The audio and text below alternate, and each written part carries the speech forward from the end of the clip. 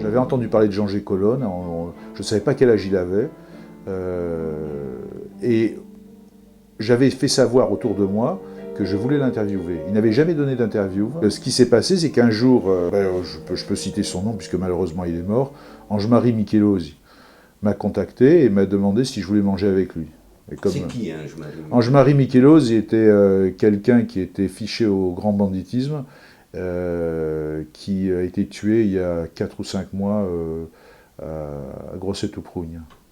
Donc il m'a demandé si je voulais manger avec lui, comme c'est quelqu'un qui était d'un abord agréable, j'ai accepté. Et en fait, on a roulé un certain nombre de temps et on s'est retrouvé dans une maison où il a ouvert la porte et il m'a dit « Ecco bandito ». Voilà le bandit. Et j'ai vu un type qui rigolait dans un coin, c'était Jean-G. Colonne. Et il m'a raconté, ce que j'ignorais totalement, il m'a raconté qu'on avait tué son père devant lui à 16 ans et qu'il avait mis 10 ans à retrouver tous les assassins de son père, mais qu'ils avaient tués les uns après les autres de sa propre main. Ensuite, ce qui s'est passé, c'est que donc Jean-G a été en cavale, on se voyait de temps en temps et qu'il y a une amitié qui est née, mais une amitié quelque chose de très fort. Est-ce qu'il a été tué ou Non.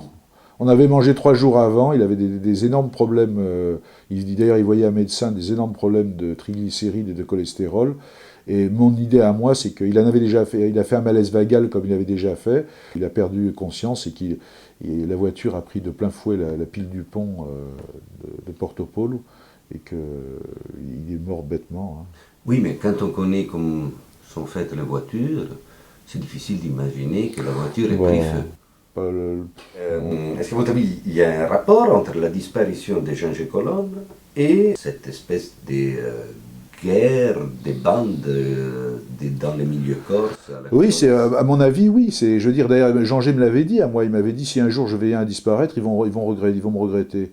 Je pense que quand vous allez, par exemple, au Mont-Saint-Michel, vous regardez la voûte des églises, vous apercevez qu'il y a une clé de voûte. C'est la pierre qui tient tout. Si vous la retirez, cette pierre, tout s'effondre.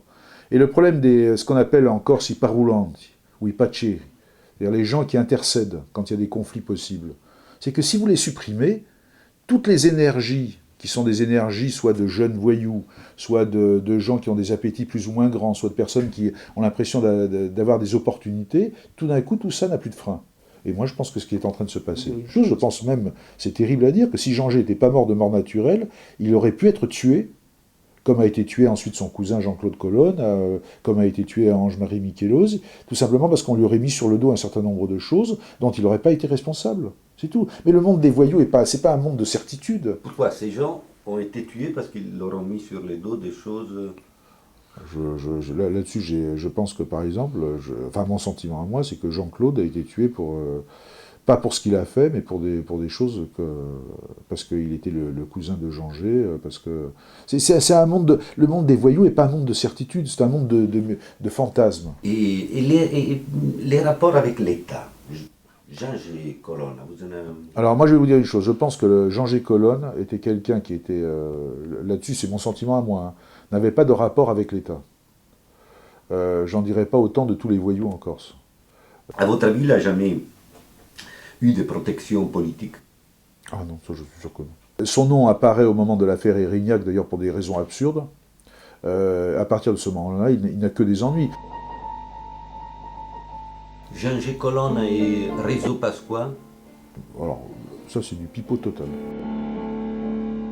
Robert Felicacci. Est-ce qu'il était proche de Jean-G. Oui, Colonne? bien sûr, il était très très proche de Jean-G.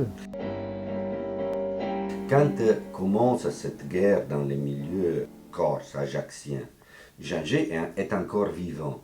Mais c'est quoi? Il est en retraite?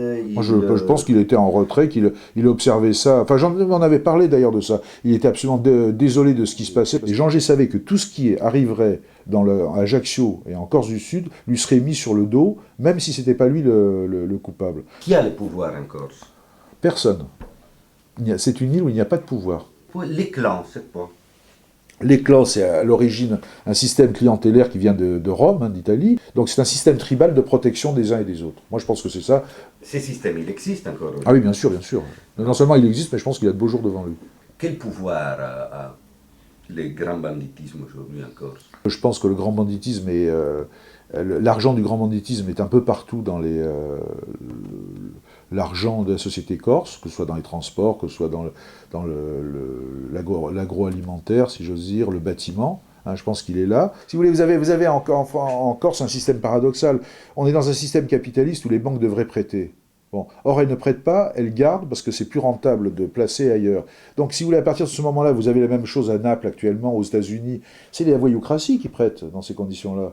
Et elles prêtent comment ici? Elles prêtent en achetant des sociétés qui sont pas. Je veux dire, il n'y a rien de choquant en soi là-dedans. Bon, d'autant plus que ce que je peux raconter, c'est des suppositions. Tracfin n'a jamais réussi à mettre en évidence ce que je dis. C'est là où il y a un véritable drame. Mais le trafic de drogue, il l'a fait?